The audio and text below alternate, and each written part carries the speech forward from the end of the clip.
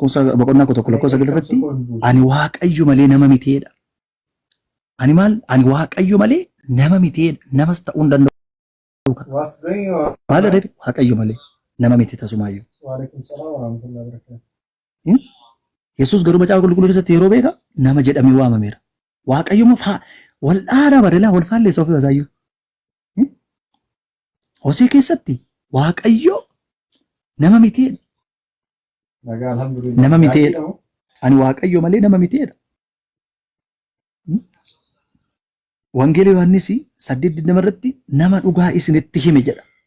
Nama dhugaa isinitti hime. Dhugaa isinitti hime sirriima Yesuus Kiristoos nama dhugaa isinitti himedha. Nama dhugaa kana isin hubachiise. Nama dhugaa kana isinitti hime. Eenyu Yesuus Kiristoos jechuudha.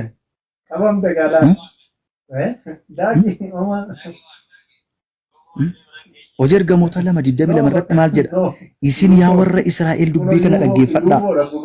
Waaqayyo harka Yesuus nama Naazreet kanaan hojii aangoosaa dinqii mallattoo garaagaraa dhaggeeffadhaa.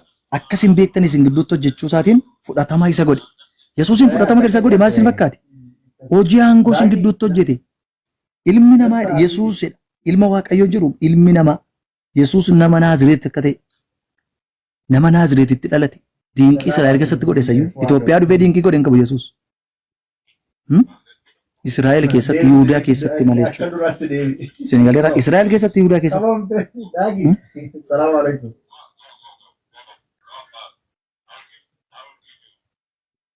Don't give us anything. Phaawulos mataansaa maal jedhee tokkoffaa Timootewos boqonnaa 2 lakkoofsa 5 irratti maal jedhe isinitti fakkaate? Phaawulos mataansaa namicha Kiristoos Yesuus isa nama ta'e jedha. Namicha isa kam? Namicha Kiristoos Yesuus isa nama ta'e jedha.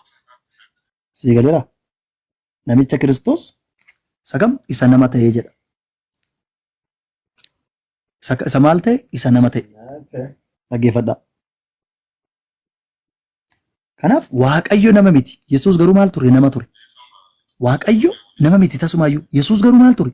Nama ture. Dhaggeeffadhaa. Kanaaf isin fuutanii walitti fiddanii fayyuma lafaa fuutanii walitti fiddaniidhuma waanuma waliin fakkaanne wal fakkeessitanii Yesuusii Waaqayyoof abbaan tokkodha. Yesuusiif abbaan tokkodha. Hafuurri qulqulluu tokkodha. Fayyuma lafaa fuutanii waa walitti fakkaanne walitti fiddanii tokko gootanii lafa keessu. Macaafni Yesuus nama hidha sideessaa fuutanii nama gootu. Phaawulos Yesuus nama hidha sideessaa fuutanii waaqa gootu gaa. Amma eessaa fiddanii waaqa gootu gaa. Indee? Kanumti kiristaana balleesse immoo Phaawulosidha. Kanumti pirootestaantii balleesse Phaawulos. Phaawulos takka maal jedha warra Qolaasiyaasiin maal jedhee dubbate?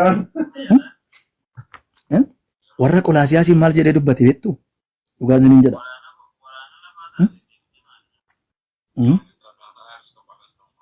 Maal jedhe? Qolaasiyaasii boqonnaa 1 lakkoofsa 5 irratti Phaawulos maal jedha? Warra Qolaasiyaasiin maal jedhee itti dubbata? Kiristoos bifa Waaqayyoo jaan ittiin argamu namatti mul'ate wanta waaqa keessa jiru fi wanti lafarra jiru hundinuu wanti jaan argamu jaan hin argamne warri teessota irra taa'aniifidha. Isaan uumaman jedhee dubbata. Ximiitiyoositti immoo maal jedhee dubbata?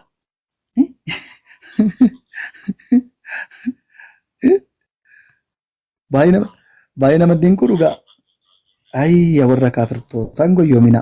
Waaqayyo lama ta'ee hin beeku, sadii ta'ee hin beeku, Waaqayyo tokkodhaan goyyoominaas. Tokko Waaqayyo. Baga gammaddanii. Ameen, ameen, ameen. Lallabatti barsiisatti yeroo ammaa. Dhaggeeffadhaa. Tokkoffaa Ximiitiyoos 2:5 dhaqaa dubbisaan maal akka jiru agartu. Waaqayyo tokkicha. Inni gidduu dhaabbatee Waaqayyoof nama walitti fidus tokkicha. Dhaggeeffadhaa.